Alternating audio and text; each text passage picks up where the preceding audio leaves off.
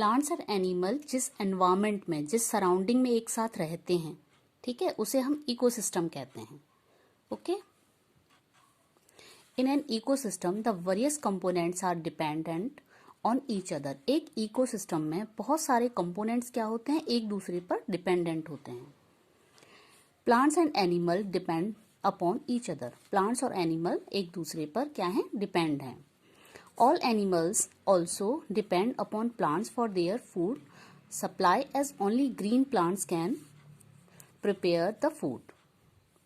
देखिए, सभी जो एनिमल्स हैं वो क्या हैं, वो प्लांट्स पर डिपेंड हैं। और प्लांट्स क्या करते हैं, प्लांट्स अपने जो ग्रीन प्लांट्स हैं वो अपना फूड खुद प्रिपेयर करते हैं।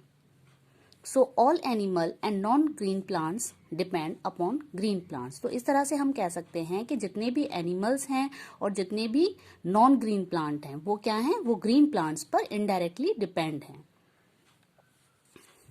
देयर फूड सप्लाई डायरेक्टली और इनडायरेक्टली, यानी कोई डायरेक्टली उस पर डिपेंड है प्लांट पर और कोई इनडायरेक्टली डिपेंड है।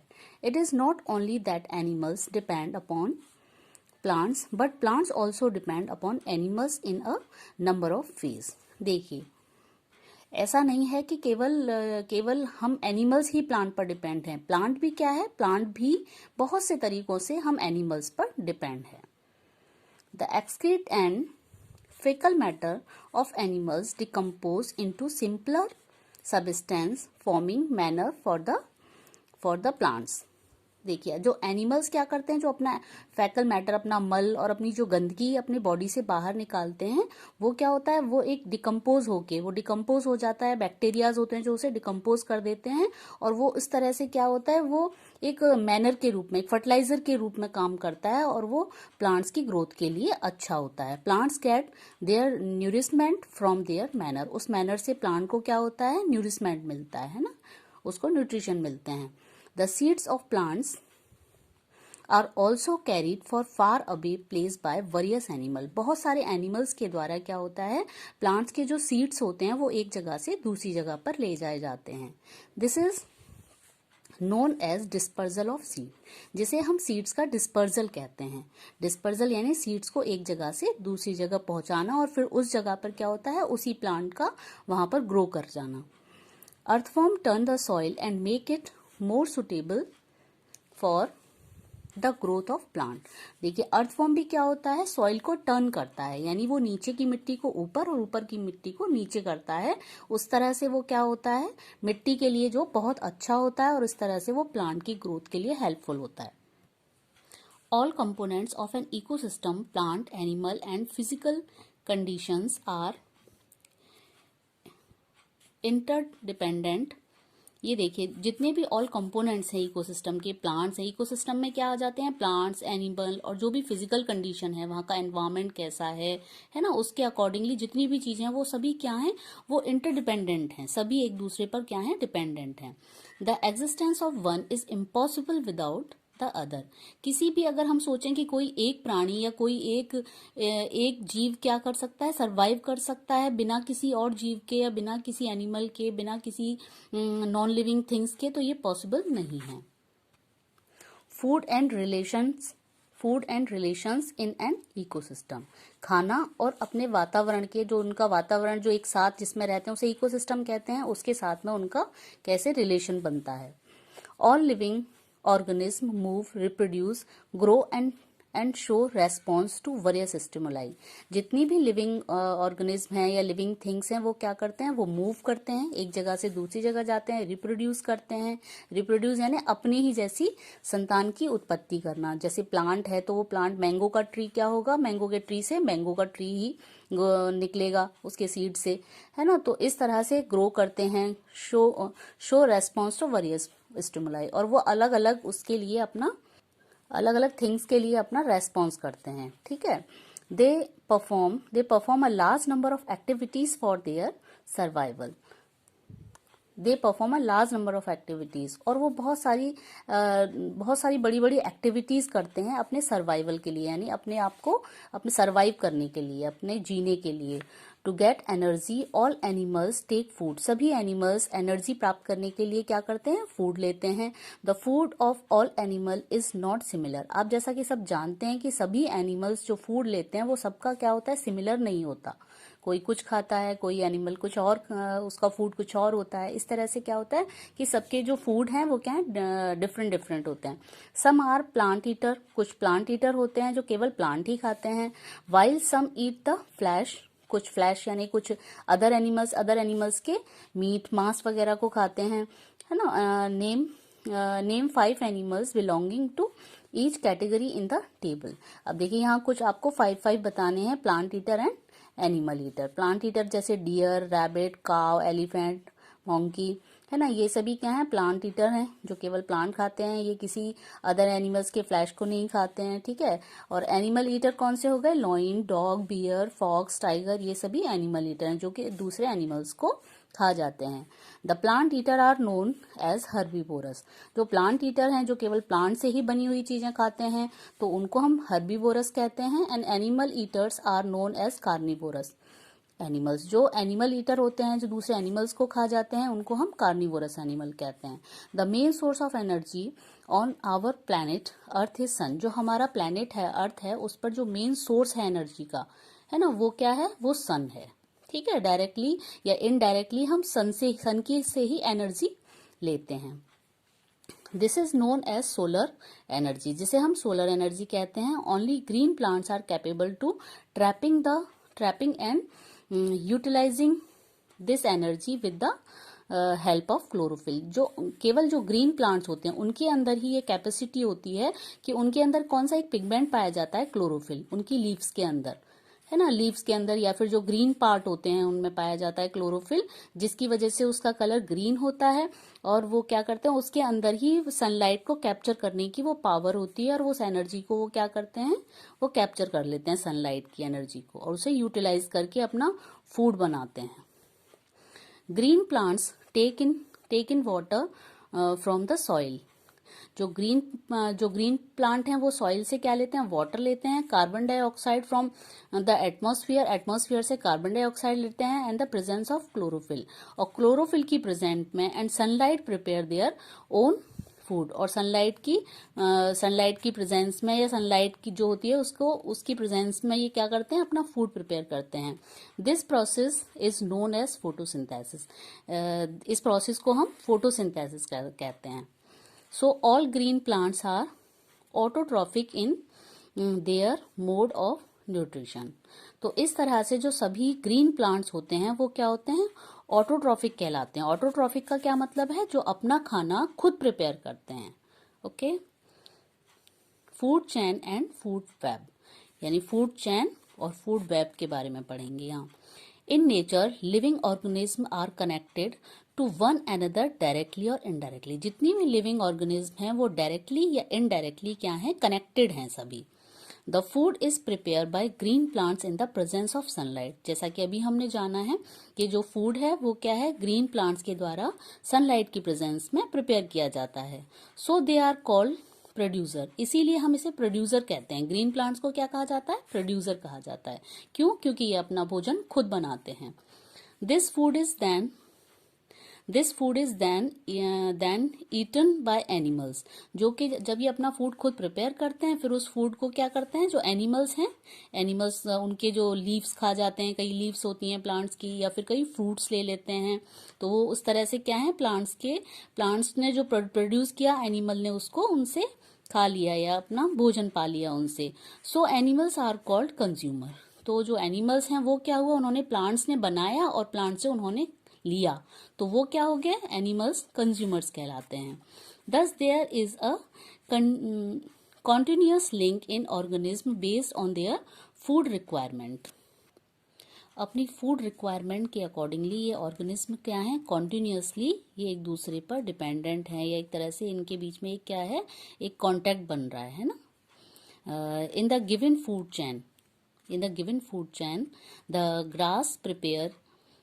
Grass prepares its own food in the presence of sunlight and chlorophyll. अब देखिए सनलाइट की प्रेजेंस में और क्लोरोफिल की हेल्प से जो ग्रास है वो क्या करती है, वो अपना फूड खुद प्रिपेयर करती है। Therefore the grass always lie at the base of food chain. जो आप देखेंगे जो ग्रास होती है वो हमेशा क्या होती है, जमीन पर बिछी हुई होती है फूड चेन में। इट इज द प्रोड्यूसर, तो वो क्या है, एक तरह से प्रोड्यूसर है क्योंकि वो अपना भोजन खुद बना रही है इन द इकोसिस्टम में।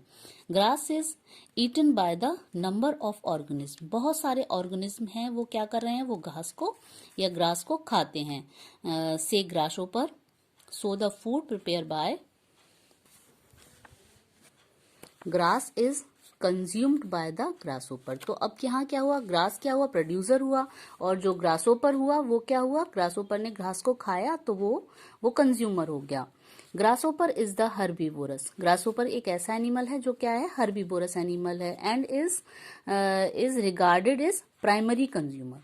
इसे हम प्राइमरी कंज्यूमर कहेंगे।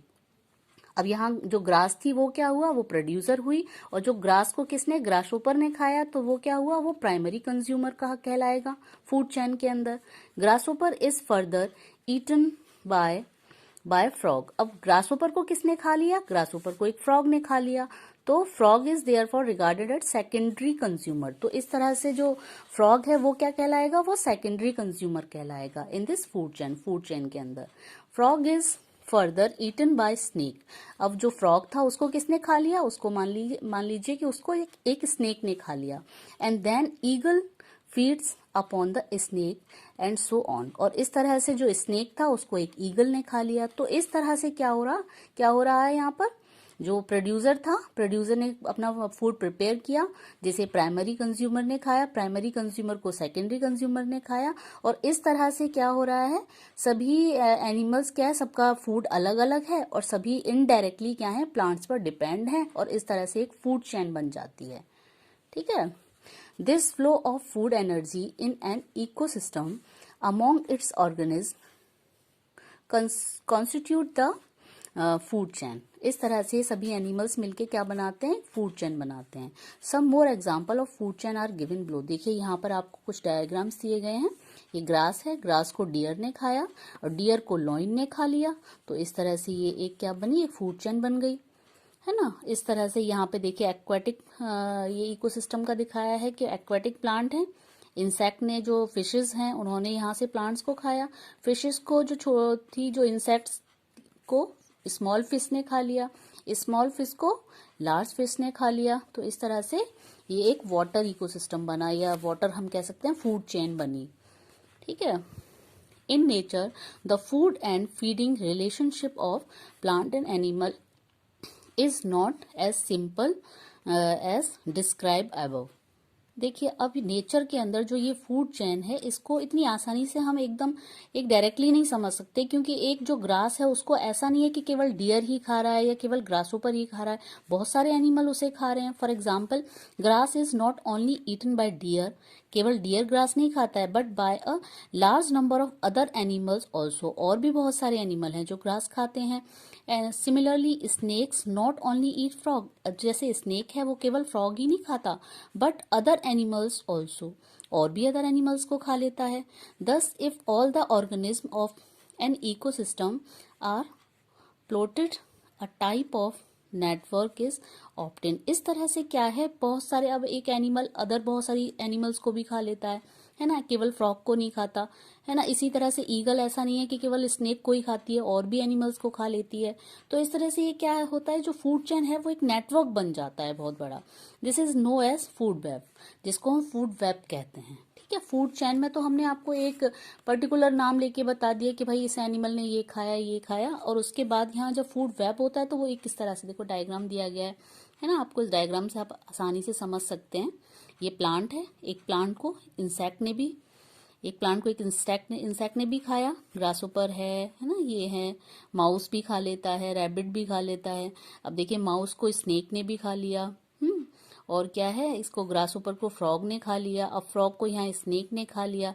तो इस तरह से क्या है, एक वेब जैसा बन गया, एक जाल जैसा बन गया, जिसे हम फूड वेब कहते हैं। Ecological balance. इकोलॉजिकल बैलेंस यानी जो इकोसिस्टम है उसमें किस तरह से बैलेंस बना हुआ है। Every organism is a part of an ecosystem and is connected to the other animal of the ecosystem। देखिए इकोसिस्टम में जितने भी ऑर्गेनिज्म हैं, जितने भी जो जीव हैं, वो क्या हैं, वो सभी कनेक्टेड हैं एक दूसरे से।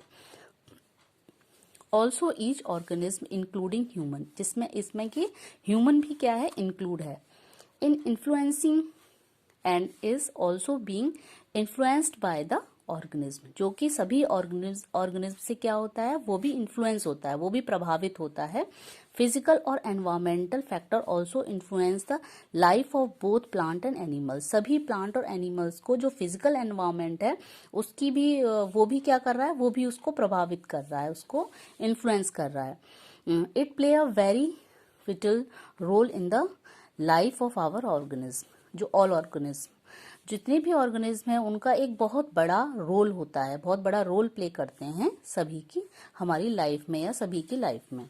इन such a situation nature try to maintain a balance in the ecosystem. जो नेचर है वो क्या करती है, वो एक नेचर इकोसिस्टम में एक बैलेंस बना के रखने की कोशिश करती है। All organism can live happily in an environment.